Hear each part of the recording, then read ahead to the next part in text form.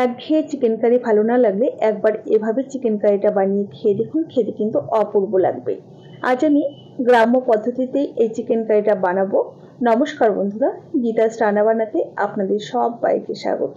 আসুন দেখে নেওয়া যাক আমার আজকের এই চিকেন কারির রেসিপিটা তৈরির জন্য এখানে আমি 1 kilo chicken curry cut piece করে কাটিয়ে নিয়েছি আর খুব ভালোভাবে ধুয়ে পরিষ্কার করে জল ঝরিয়ে নিয়েছি। এখন চিকেনটাকে ম্যারিনেট করে নেব। প্রথমে দিয়ে দিলাম 1 চা চামচ লবণ, হাফ চা চামচ পরিমাণ হলুদ গুঁড়ো, অল্প পরিমাণ একটু রসুন বাটা আর অল্প পরিমাণ একটু আদা বাটা। এগুলোকে আমি শিলেই মিহি করে বেটে নিয়েছি। সাথে দিয়ে দিচ্ছি জিরে বাটা আর ধনে বাটা মিলিয়ে মোটামুটি 1.5 চা চামচের মতো হবে। এটাকেও আমি শিলে খুব মিহি করে বেটে নিয়েছি। সাথে দিয়ে দিচ্ছি স্বাদ মতো শুকনো লঙ্কা আর কাঁচা লঙ্কা বাটা, দিয়ে দিচ্ছি একটা মাঝারি সাইজের পেঁয়াজ কুচি আর বেশ কিছুটা পরিমাণ কাঁচা সরষের তেল। এবারে খুব ভালোভাবে চিকেনটাকে আমাদের মাখিয়ে নিতে হবে। এই কাজটা একটু সময় নিয়ে খুব ভালোভাবে করতে হবে, এতে করে কিন্তু চিকেনের স্বাদটা অনেকটাই বেশি ভালো আসবে। একঘেয়ে গুঁড়ো মশলা খেতে খেতে ভালো না লাগলে কিন্তু এভাবে একটু মশলা বেটে যদি চিকেন কারিটা বানান তাহলে কিন্তু সত্যিই খেতে অসাধারণ হয়।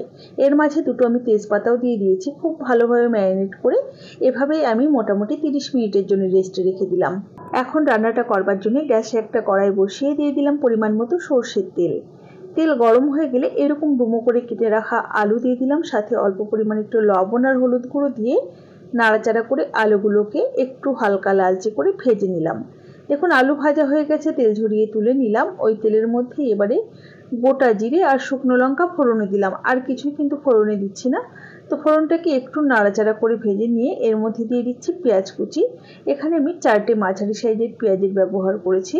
তো পেঁয়াজ কুচিগুলোকে দিয়ে নাড়াচাড়া করে ভাজতে হবে। খুব বেশি কড়া করে ভাজার দরকার নেই, আবার হালকাও ভাজা হবে না। এরকম মিডিয়াম লালচে করে ভাজা হয়ে গেলে এর মধ্যে দিয়ে দিচ্ছি আদা আর রসুন বাটা, যেটা আমরা অর্ধেক পরিমাণ প্রথমে ব্যবহার করেছিলাম আর বাদবাকি অর্ধেকটা এই সময়তে ব্যবহার করলাম। খুব ভালোভাবে নাড়াচাড়া করে নিয়ে একটু বেশ সুন্দর করে ভাজা ভাজা করে নিতে হবে একটু সময় নিয়ে। এই সময় গ্যাসের ফ্লেমটা একটু কমিয়েই রেখেছিলাম। আদা রসুনটা একটু ভাজা ভাজা হয়ে যাওয়ার পর ম্যারিনেট করে রাখা চিকেনের টুকরোগুলো দিয়ে দিলাম। পাত্রটা ধুয়ে অল্প পরিমাণ একটু জল দিলাম। এ সময় গ্যাসের ফ্লেমটা হাইতে রেখে ক্রমাগত নাড়াচাড়া করতে করতে মিনিট 5 রান্না করে নেব। আপনারা কে কোথা থেকে আমার এই ভিডিওগুলো দেখছেন অবশ্যই আমাকে কমেন্ট বক্সে কমেন্ট করে জানাবেন, তাহলে আমি জানতে পারবো আমার বন্ধুরা কে কোথা থেকে আমার এই ভিডিওগুলো দেখে। দেখুন মোটামুটি মিনিট 5 এভাবেই হাই ফ্লেমে রান্না করে নিয়েছি। এবারে গ্যাসের ফ্লেমটা একটু কমিয়ে রেখে ঢাকা দিয়ে মোটামুটি আরও 10 থেকে 12 মিনিট সময় নিয়ে কষিয়ে নেব। এভাবে চিকেন কারিটা রান্না করলে ঠিক যতটা সফট হবে ঠিক ততটাই কিন্তু জুসিও হবে। দেখুন মোটামুটি 10-12 মিনিট পরে ঢাকাটাকে ওপেন করে নাড়িয়ে দিচ্ছি, আর মাঝেও কিন্তু 2-1 বার আমি ঢাকা খুলে নাড়িয়ে দিয়েছিলাম। চিকেনটা বেশ সুন্দর কিন্তু কষিয়ে নেওয়া হয়ে গেছে প্রায়। এ সময়তে এর মধ্যে ভেজে রাখা আলুর টুকরোগুলো দিয়ে দিলাম। সাথে দিয়ে দিলাম একটা একটু বড় সাইজের টমেটো কুচি। এবারে খুব ভালোভাবে নাড়াচাড়া করতে করতে আরও মোটামুটি 3-4 মিনিট রান্না করে নিচ্ছি। আলুটা দেওয়ার পর মোটামুটি 3-4 মিনিট সময় নিয়ে কষিয়ে নিলাম, আর টমেটোগুলো কিন্তু এই সময়তে বেশ সুন্দর মজে গেছে। এখন দিয়ে দিচ্ছি পরিমাণ মতো গরম জল। আপনারা যতটা ঝোল বা গ্রেভি রাখতে চাইছেন সেই বুঝেই জলের ব্যবহার করবেন। খুব ভালোভাবে একটু নাড়াচাড়া করে মিশিয়ে নিচ্ছি। আপনি যদি আমার চ্যানেলের নতুন বন্ধুই থাকেন তাহলে অবশ্যই পাশে থাকা বেল আইকন সমেত আমার চ্যানেলটিকে সাবস্ক্রাইব করে নেওয়ার অনুরোধ রইল। ঝোলের মধ্যে লবণটা একটু কম ছিল, সেটাকে আমি অ্যাডজাস্ট করে দিলাম। একটু নাড়াচাড়া করে নিচ্ছি। এবারে গ্যাসের ফ্লেমটা মিডিয়াম টু লোতে রেখে ঢাকা দিয়ে মোটামুটি মিনিট 10 রান্না করে নেব। এভাবে চিকেন কারিটা রান্না করলে খুব তাড়াতাড়ি কিন্তু চিকেনটা সুসেদ্ধ হয়ে যায় আর খেতেও কিন্তু খুবই টেস্টি হয়। মোটামুটি 10 মিনিট পরে ঢাকাটাকে ওপেন করে নিলাম। আমাদের আলু চিকেন সমস্ত কিছু বেশ সুন্দর সেদ্ধ হয়ে গেছে। এখন আমি অল্প পরিমাণে একটু শাহি গরম মশলা গুঁড়ো দিয়ে দিলাম।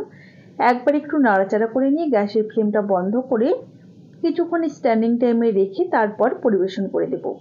আমার এই চিকেন কারির রেসিপিটা আপনাদের কেমন লেগেছে অবশ্যই আমাকে কমেন্ট বক্সে কমেন্ট করে জানাতে ভুলবেন না যেন। ভালো লাগলে অবশ্যই একটা লাইক করবেন আর বন্ধুদের সাথে প্রচুর শেয়ার করবেন। দেখুন চিকেন কারিটা দেখতে যতটা ভালো হয়েছে খেতে কিন্তু তার চেয়েও অনেক বেশি ভালো হয়েছিল। তাহলে আজ এই পর্যন্তই। সকলে ভালো থাকবেন, সুস্থ থাকবেন। হাজির হয়ে যাব নতুন কোনো রেসিপি নিয়ে। ধন্যবাদ।